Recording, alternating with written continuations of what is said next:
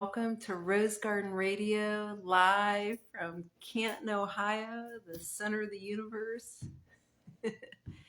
It's Sunday. It was so nice seeing so many of you in the shop today. It was such a wonderful time, and so many families and three generations and all that.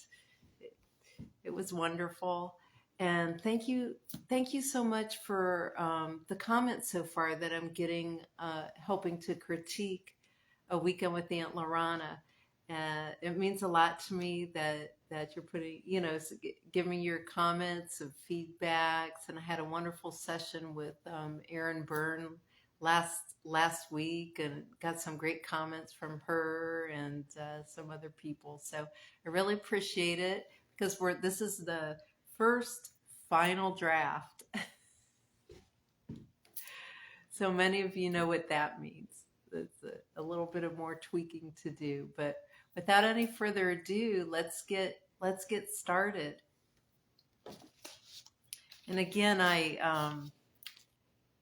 think I mentioned have been many of you that have been in the shop and have known about A Weekend with Aunt Lorana. And I know I said I'd send you a PDF, but if you didn't get one, it's because my phone crashed and I lost all my contacts. So just know that it's available for you. So when you resurface, you'll get one.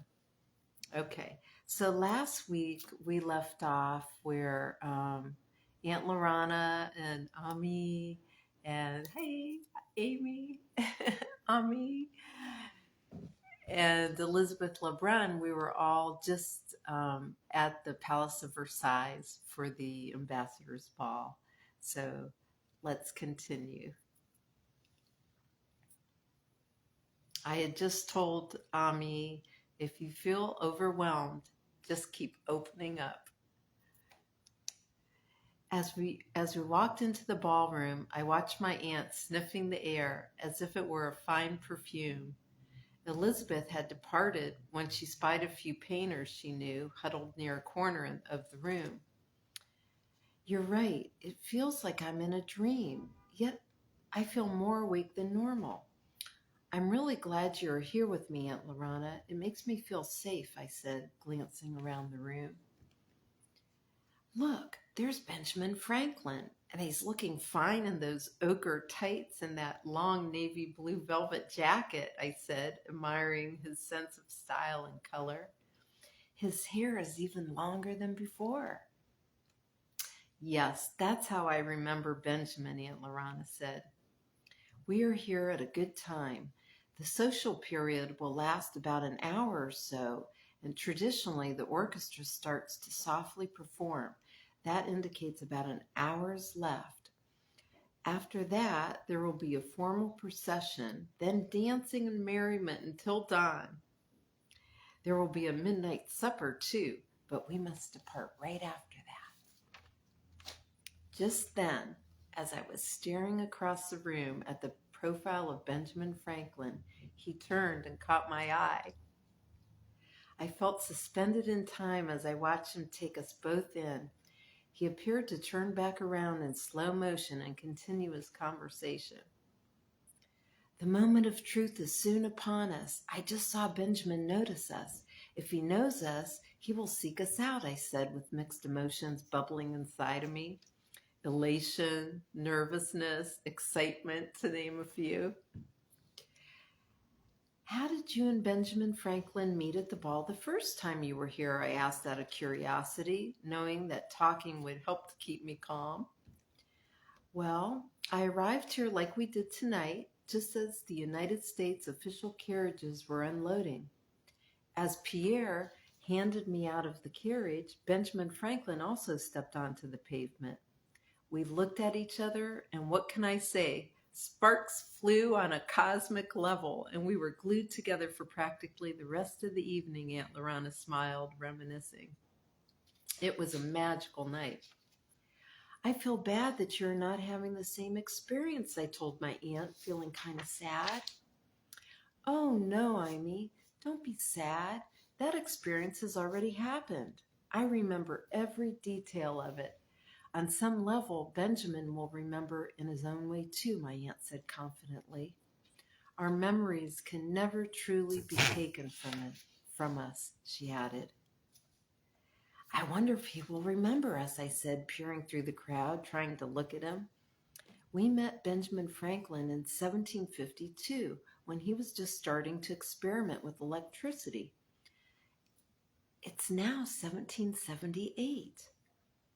That would mean a gap of about 25 years.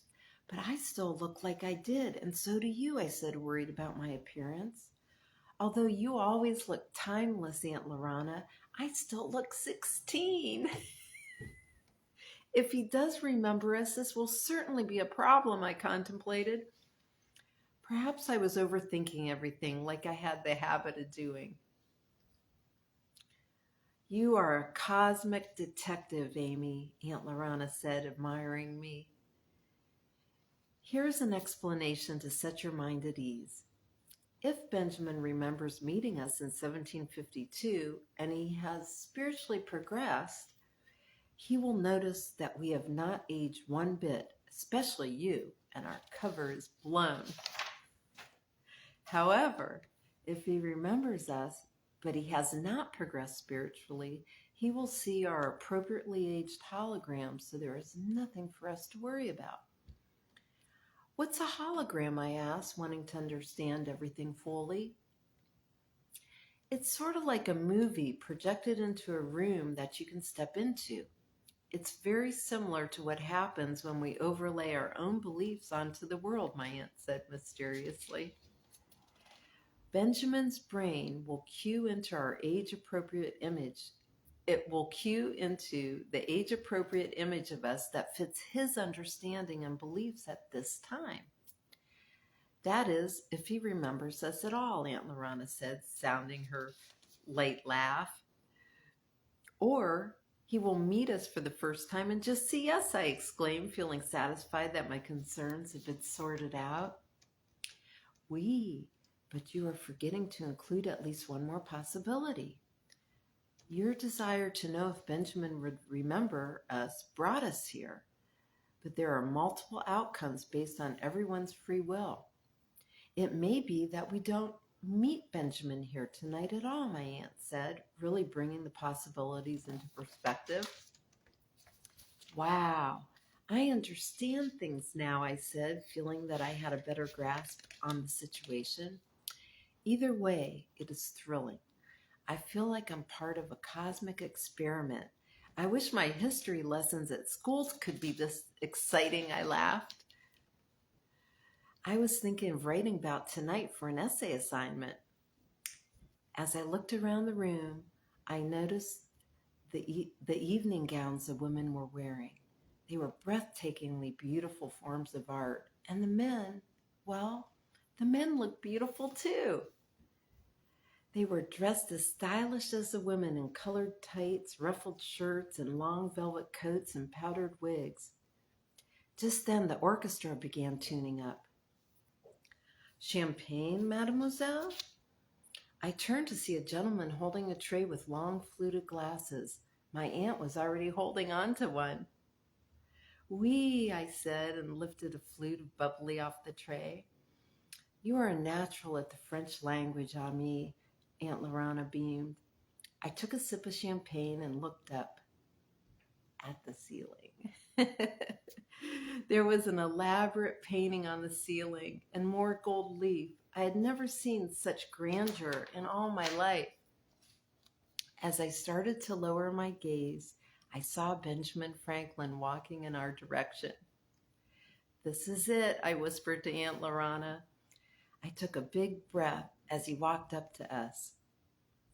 Lorana, Ami, Benjamin called out, pronouncing my name in French. It's been a while, he smiled. Please excuse me for one quick minute. I'm going to find the maitre d' des hotel and have him rearrange my table so that you can both sit with me at the fête des menus. And then I'm not going to leave your sides until you mysteriously disappear again. He laughed and drifted across the room. Aunt Lorana, he does know us, I said excitedly. But he didn't let on as to how he sees us. And I don't think he will, my dear. Benjamin's humor is very advanced, my Aunt Wind chimed. I think we should just relax and enjoy the evening like we were with an old friend. The next moment, a formal-looking guard came up and handed a piece of folded paper to Aunt Lorana. I watched as my aunt read the note, leaning her head to one side then another as she did. Her energy seemed to go even deeper inside of her. Hey. Amy, the Queen wants to meet with me, and I am bringing you along. I will send a messenger to alert Benjamin so he doesn't think we disappeared again so soon, my aunt reassured me. Aunt Lorana turned back to the waiting guard. Oui, escortez-nous à Sa Majesté. I'll have to polish up on my French. Sorry, you guys. Take me to the Queen. Take us to the Queen. A minute later, we were walking through an endless maze of corridors and staircases.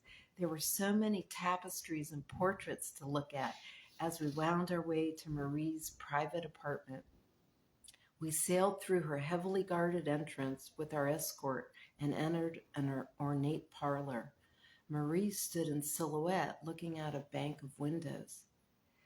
That will be fine, Jerome. I am safe with my friends. Leave us in privacy, merci, she said in her hushed voice while slowly turning towards us. D'accord, Marie let out as the door shut. The guard bowed and stepped back out of the door, closing it upon his retreat. D'accord, Marie let out as it shut. She broke into a big smile, which I thought made her look years younger, and showed us to a little sitting area by windows that overlooked the gardens. Lorana, tell me what has happened. You look and definitely feel different. I must be caught up, and we have very little time together before I will start to be missed, the Queen said, looking intently at my aunt. Oh, Marie, Ami and I are here from the year 2023. I have so much I want to tell you, but I will focus on what is most important to us now. Yesterday, we were in 1752 and ran into Benjamin Franklin in Philadelphia. I didn't know what year it was, so I thought I had already knew him from tonight's ball. We came back here because of a deep wish Ami held in her heart to know if Benjamin would already know me tonight. But on to more imperative news. There is no common knowledge or written material about the Sisterhood of the Golden Rose in the future. Something had to have happened somewhere between now and 2023, but I don't know what. I seem to be the only sister that remembers who she is. Marie, you must start to plant clues about the sisterhood for the future, for you will be known throughout the ages, Aunt Lorana said. I shuddered to myself, knowing the fate of this famous queen. Experiencing her strong, centered, and loving energy made it hard for me to believe that what we were told in our history books was true. I can hardly believe this news, but believe it I will. I feel your energy tonight and feel the truth in your words, Marie said passionately. Aunt Lorana, I almost shot up from my seat. I was so excited. I just remembered a picture of Marie Antoinette from my History of Art book, and she was holding a rose, I exclaimed. I remember feeling drawn to the image and took the time to look at the artist's name.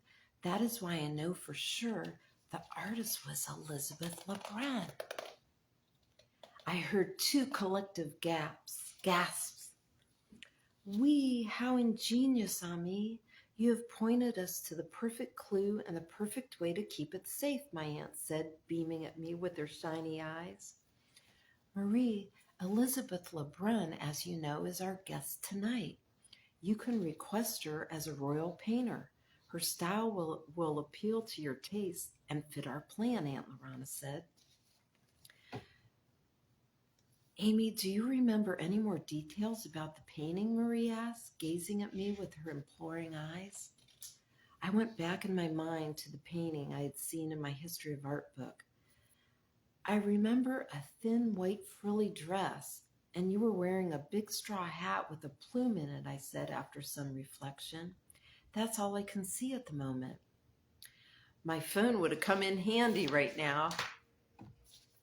And the sleeves look funny, like they were tied in segments up your arm, I added as a visual afterthought. Marie stood up suddenly and left the room. Moments later, she returned, carrying a dress in her arms. Ami, is this the dress? She whispered. The minute I looked at it, I knew that it was. I could only look into her eyes and nod as a big wave of energy rolled through me.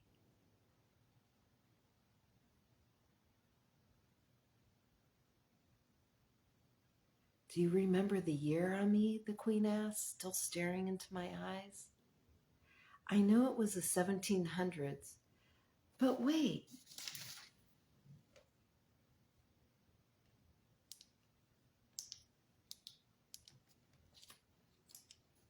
It was 1783. I gasped as the concrete memory came into my mind. Now I remember. Right after class, I went to the cafeteria and got a snack. I paid with a 20, and my change was $17.83, which I thought was funny at the time because it was the year the picture I had just been staring at was painted. I was beginning to see how seemingly unimportant pieces of our lives can fit together at another time. Marie pressed on. And the rose, my sweet, what was its color? The depth of her energy penetrated my soul. It was a light pink color, I said, seeing the painting more clearly in my mind's eye. I saw my aunt and Marie look at each other when the color was mentioned. A natural rose, of course, would be the most appropriate, Marie said, as my aunt nodded her agreement. Marie, no matter what happens, that painting will survive into our time, Aunt Lorana declared with certainty. I watched as Marie absorbed the truthful potency of my aunt's statement. Suddenly, there was a sharp rap at the door. We all started for a second, then giggled together and relaxed. Entrez, s'il vous plaît, Marie said in her slightly more formal tone. Your Majesty, your presence is being requested, a guard announced, then quietly shut the door. We all rose, getting ready to depart.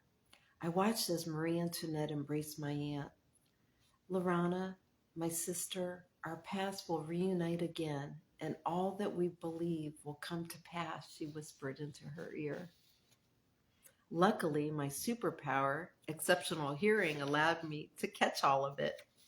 This gift has been a little secret I have kept to myself, since it comes in handy sometimes. Marie turned to me and opened her arms wide. I folded into them. And you, my dear Ami, have been a delight. I will carry you in my heart from now on, Marie said, with tears shining in her eyes. I stayed in her arms a little longer than I normally would, still blown away by everything I was experiencing and feeling this would be the last time I would ever see her again. I will never forget you, my queen, I said softly. Tears were in my own eyes now, too.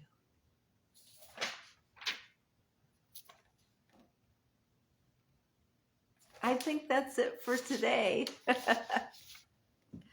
That's a good place to stop. That was page 80.